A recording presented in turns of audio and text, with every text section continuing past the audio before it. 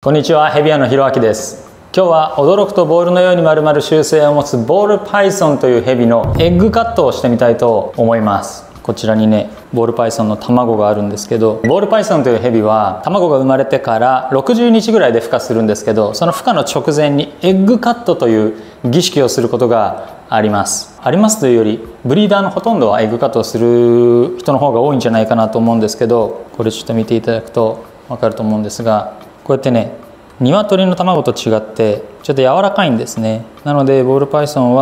の赤ちゃんは口の中に突起状の器官を持っていて、そこで卵を自分で切って出てくるんですけど、稀に卵を切ることができずに卵の中で力尽きて死んでしまうことがあるんですね。なのでそうならないように全ての卵がしっかりとかえることができるように、こうやって孵化を助けてあげると、切りやすいようにちょっとつまんで、なんか血管が走ってるので血管をこう今少しかわしてあげて、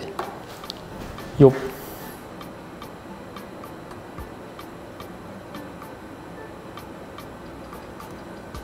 はい、でこうすることで、よいしょ、卵が切れない、酸欠死んじゃうみたいなのを避けることができます。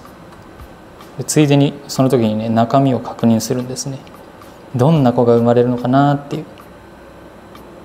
はい、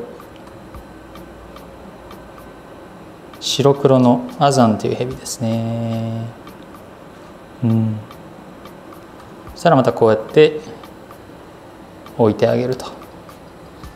これを全部の卵にしていきます。エッグカットはね、これしない人はしないですし、ちょっと慣れてないと最初は怖いと思うので、無理しちゃうと、卵の構造とかがちょっとよく分かってなくて無理しちゃうと、傷をつけたりしてしまうので、できない人は無理しない方がいいと思います。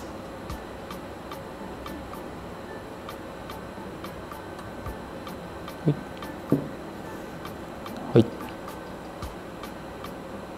ね、この子もアザン、白黒ヘビ。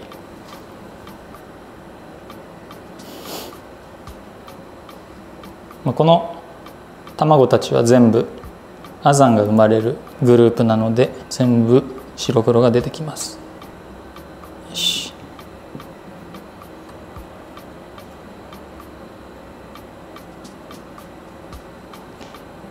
で、僕はですね、待てのできる男なので、もう生まれてきてからそのモルフっていうんですけど、どんな種類の柄なのかな、どんな色なのかなっていうのを見ても、もうすごい綺麗、全然待てるんですけど、ほらこれ血管買わせてるでしょ。孵化直前なので、今だったら血管切れても大丈夫っちゃ大丈夫だと思うんですけど、避けられるといいですね。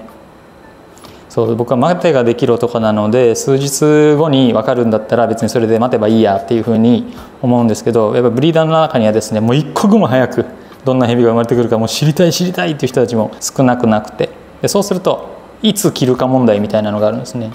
孵化直前60日ぐらいで孵化するから、その何日前に切れば安全なのかなみたいな。でも早く見たい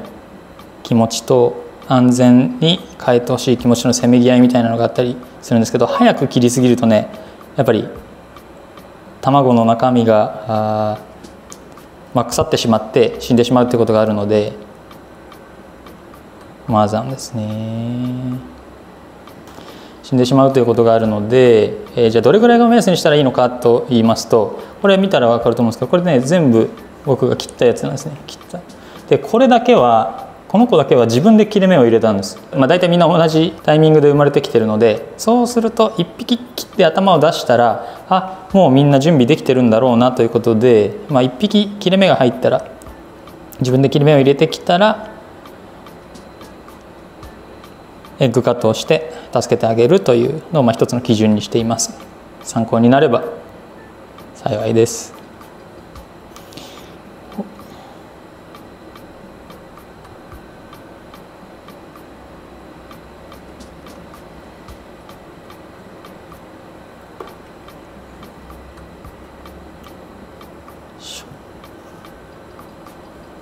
はい、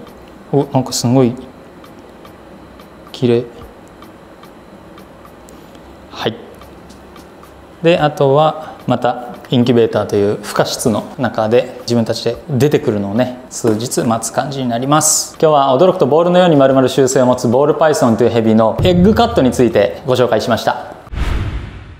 当店の販売しているヘビをご覧になりたい方は概要欄にあるホームページまたはライブ配信での紹介動画をご覧ください。飼育やご購入についてご質問のある方は公式 LINE からお問い合わせをお待ちしています。国産の自家繁殖ラットの定期発送サービスも行っております。概要欄にあるラット専用公式 LINE からお申し込みください。ただいま期間限定で毎月12名の方に送料だけで10匹のラットがもらえるお試しサービスを行っております。ラット専用公式 LINE からお試しラット希望とご連絡ください。